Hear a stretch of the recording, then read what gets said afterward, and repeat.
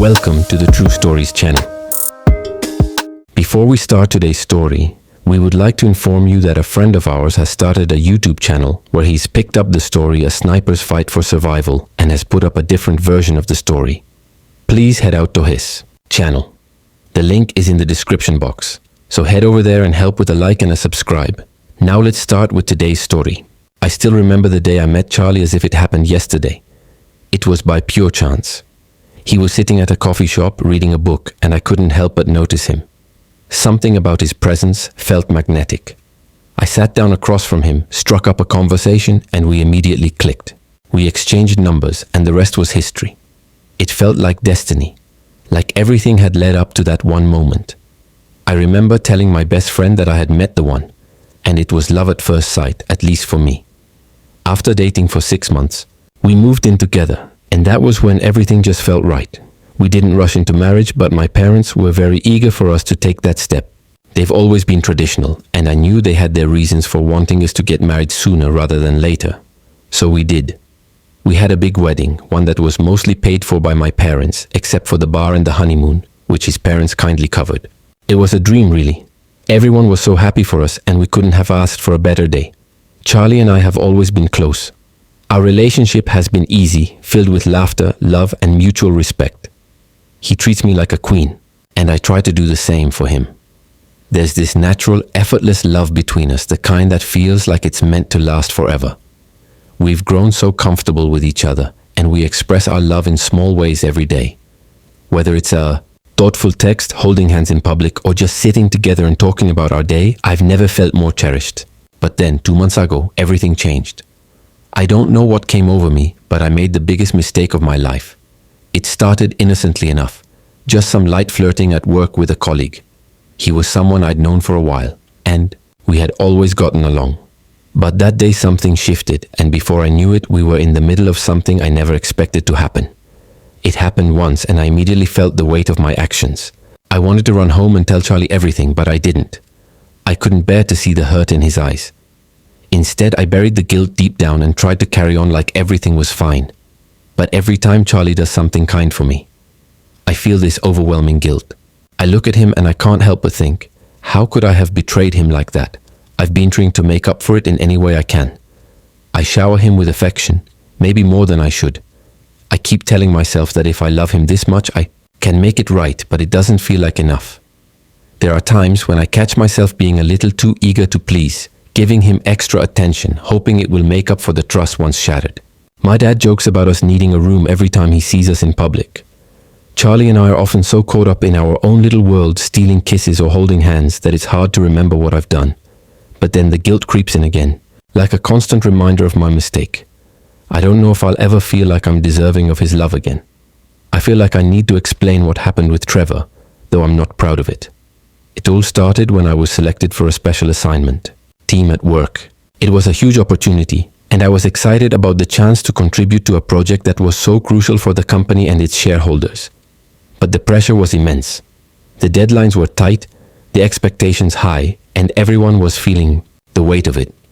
One of the women on our team had a complete nervous breakdown. It was hard to watch, and it made the whole situation feel even more intense. We were primarily working remotely, but we had in-person meetings 3 times during the project. I didn't mind the remote work. It felt efficient, but the stress was starting to take a toll on me. Near the end of the project, there was an issue with the Part 1 wash handling, and I had to fly out to one of the regional offices to fix it. Originally, there were supposed to be 3 of US going, but at the last minute, the woman who had the breakdown had to back out.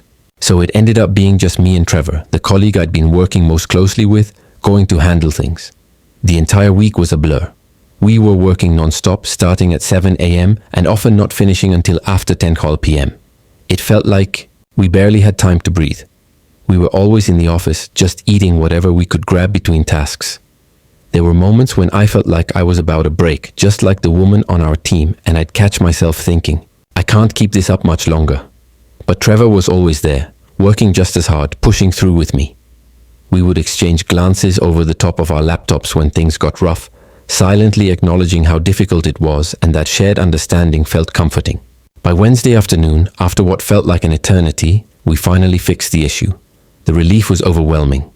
Like a huge weight had been lifted off my shoulders to celebrate, Trevor suggested we go out to a nice restaurant.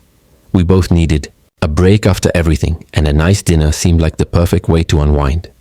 It was rare that I had a moment to myself during those intense days, and I thought maybe a little indulgence wouldn't hurt. We had a few drinks, maybe more than a few. The alcohol loosened us up, made everything feel lighter, like we had finally earned this moment of reprieve. The conversation flowed easily, a mix of work talk and small talk about life. But the more I drank, the more I felt like I deserved this. I deserved a break. I deserved to enjoy myself after the non-stop pressure we'd been under. And maybe, just maybe, I thought, this little bit of fun wouldn't hurt anyone. By the time we made it back to the hotel, the evening had taken on a different tone. Everything felt hazy, but there was this pull between us, something I hadn't expected but couldn't deny.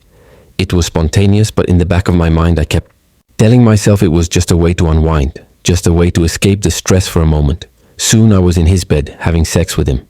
I just wanted a release from the stress. What better way to unwind and release than having sex? It wasn't planned, but in that moment I convinced myself that I deserved it after working so hard. The next night, Trevor and I repeated, I just loved the thrill. He was not bigger or better than my husband, but having him in my bed was amazing. I just loved the thrill of cheating on my husband. The next morning, after the night with Trevor, everything felt off. I had cheated. I betrayed Charlie, the one person I promised myself I'd never hurt. Trevor felt the same way. The moment we woke up, we both knew it was a mistake.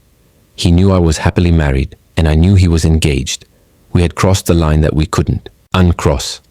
We talked briefly and made an unspoken agreement to pretend it never happened. We both knew that if anyone found out, it would ruin everything. Not only would it destroy our reputations, but it could also jeopardize our jobs, especially since the affair had taken place during a company-paid business trip. There was too much at risk. We decided to part ways. There was no need to stay in contact. After all, the project was finished, and we lived on opposite sides of the country. It was unlikely we'd cross paths again, and that made it easier to shut the door on what had happened. I was going home to Charlie, but what would I say? How would I look him in the eye after what I had done? I couldn't shake the feeling of guilt that tightened around my chest. When I landed and saw Charlie waiting for me at the pickup zone, I tried to keep it together. He was smiling widely, so excited to see me, and it made my heart ache. I couldn't help it. The tears started falling before I even reached him. As I ran toward him, I just felt this overwhelming rush of emotions, relief, guilt, love, and I threw myself into his arms. Charlie caught me effortlessly and I clung to him, not able to stop the tears. I kissed him over and over, desperately trying to feel close to him again, to make up for the space I had created between us. We held each other so tightly that we didn't even notice the airport police officer tapping on the window, signaling for us to move along. He pulled back slightly and asked, "What's wrong, babe?" His voice was full of concern and I could see the worry in his eyes. I wiped my tears, trying to compose myself. "I've just been under so much stress and I've missed you so much. I don't know. What happened? I just broke down when I saw you." Charlie didn't push further. He just nodded, his eyes softening as he stroked my hair. "It's okay, Susan. I'm just glad you're home. We'll get through it." We spent the night together, and in that moment, it felt like everything was normal again. I did everything I could to make it up to him, to remind him how much I loved him. Oh, the sex was awesome. I was with my husband in my mind. He claimed me again. But even as I kissed him and held him, the guilt was still there, gnawing at me from the inside. I knew I couldn't keep pretending it hadn't happened. Since I got back from that trip, I've been trying to shower Charlie with extra care and attention. I've been cooking his favorite meals, planning little surprises for him, and always making sure to tell him how much I love him. It's been so natural, so easy to show him that affection, and he's enjoying it. He deserves it. He deserves all the special treatment I can give him and more. I've thought a lot about how Charlie might react. He's a loving, caring, and protective man. He's always been there for me, always supportive and understanding. Because of this, I don't expect him to react with anger or want to take time apart, though I've prepared myself for that possibility. Instead, I think he'll be hurt. I think he'll be disappointed by my actions, and that thought alone makes my heart ache. The last thing I want to do is cause him pain, but I know I need to face the consequences of what I've done. I had planned to talk to Charlie that Saturday morning, and I went through with it. We had plans for that afternoon, but I made sure we'd be together that morning so I could tell him without interruption. The night before, I'd already written out everything I needed to say, rehearsed it in my mind 1,000 times, and convinced myself that I could handle the fallout. He made Charlie his favorite breakfast: pancakes with extra syrup, bacon on the side, and fresh orange juice. Anything to make the morning feel somewhat normal before everything fell apart. We ate in silence for the most part, but when the last bite was gone, I knew it was time. "Charlie, we need to talk," I said, trying to keep my voice steady but feeling like it was shaking. He looked at me, brow furrowed. "What's going on?" I took a deep breath, my heart pounding. "Do it now, Susan. It's the right thing. I made a huge mistake. A couple of months ago, I cheated on you." His face went pale and he froze, not saying a word. He just stared at me, his eyes wide, as if he was waiting for me to finish to explain myself, but I couldn't explain it. There was no good reason. No excuse, just one bad decision after another. So I kept talking, trying to put all the regret and shame into words. It was only physical. It didn't mean anything. I was under a lot of stress and I don't know what happened. "I'm so sorry, Charlie. I never wanted to hurt you. I love you more than anything in this world and I don't deserve your forgiveness. But I need you to know the truth." My mind raced. What did I just do? After a long, painful silence, he stood up without a word and walked toward the office. I watched him, feeling like everything was falling apart, and then the door slammed shut behind him. I sat there completely frozen, not knowing what to do. I stood up and tried the door handle. It was locked. I knocked softly, then louder, calling his name. "Charlie, please, I'm so sorry. Please talk to me. I love you. I don't want to lose you." But I heard nothing. Not a word. I could hear him moving around inside, but there was no response. I stood there pressing my ear against the door, hoping for some kind of reaction, but it never came. I finally gave up. I went back to the living room and tried to calm myself. I grabbed my phone. I was about to send a message to my therapist when I got a call from my mom.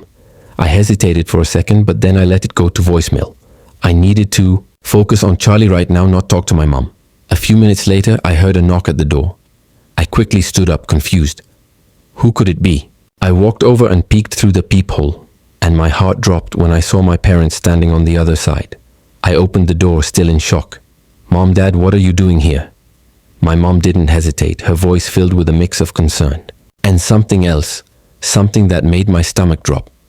"Charlie called us," she said softly. "He told us everything." I stood there staring at them, my mind blank. I didn't know what to say. How could I even explain this to them? How could I explain it to myself? "Is it true, Susan?" Dad asked, his voice a little more forceful than usual. I nodded, unable to hold back the tears. "Yes, it's true," I whispered through my sobs. "How could you do such a thing, Susan? What were you thinking?" Mom screamed. Before I could respond, Charlie came out of the office. He walked past me, barely even acknowledging my presence. He turned to my parents, his voice cold and flat. "I'm not in the right frame of mind right now. Could you take her away? For a while I need space." I stepped forward, desperate for his attention. "Charlie, please," I whispered, my voice shaky. "I'm so sorry, I love you." He didn't respond, didn't even look at me. His gaze was fixed on my parents, and for a moment he felt like I was invisible. I reached out, my arms trembling, and hugged him tightly. He just stood there, stiff and unmoving, like I was a stranger. I let go of him after a few seconds. "Mom, I don't know what to do anymore," I said, my voice barely a whisper. "I ruined everything. I love him so much." After some time, my mom helped me pack a few things, and I knew what I had to do. Had to give Charlie the space he needed, even though it was tearing me apart. I went to the door and knocked softly. "Charlie, I love you," I said, my voice breaking. "I'll give you all the space you need. I'm going to my parents' house for a while. I'll be here when you're ready to talk." There was no response. I didn't hear from him all day. I tried calling, texting, anything I could think of to reach him, but he didn't respond. I didn't know what was going through his mind, but I couldn't shake the feeling that I had broken him, and there was no coming back from it. As the hours passed, the anxiety in my chest only grew. I couldn't stop thinking about what he was doing, where he was. Was he okay? Was he thinking about me at all? I couldn't handle the uncertainty. I sent him one last text, my fingers shaking as I typed it.